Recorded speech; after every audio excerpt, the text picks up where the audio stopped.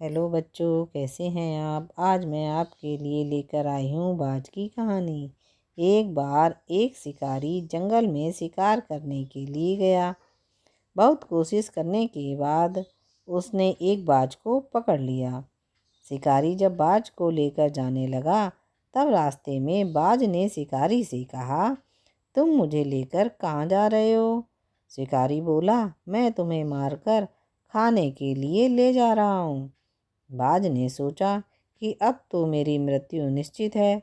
वह कुछ देर यूं ही शांत रहा और फिर कुछ सोच समझकर बोला, देखो, मुझे जितना जीवन जीना था मैंने जी लिया है और अब मेरा मरना निश्चित है। लेकिन मरने से पहले मेरी एक आखिरी इच्छा है। बताओ अपनी इच्छा, शिकारी ने जवाब दिया। बाज ने बताना शुरू किया। मरने से पहले मैं तुम्हें दो बातें बताना चाहता हूँ। इसे ध्यान से सुनना और सदा याद रखना।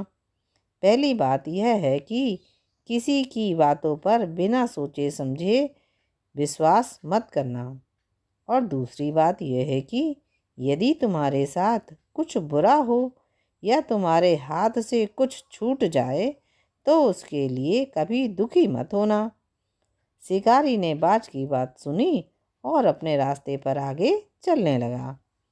कुछ समय बाद बाज ने शिकारी से कहा, शिकारी, एक बात बताओ, अगर मैं तुम्हें कुछ ऐसा दे दूं जिससे तुम रातों रात अमीर बन जाओ तो क्या तुम मुझे छोड़ दोगे।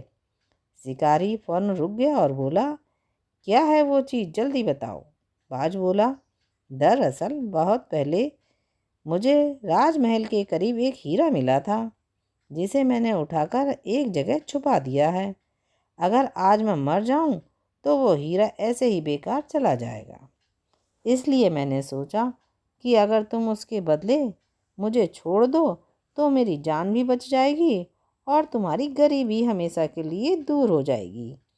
यह सुनते ही शिकारी ने बिना कुछ सोचे समझे बाज को उड़ा दिया और वो हीरा लेने के लिए चला गया।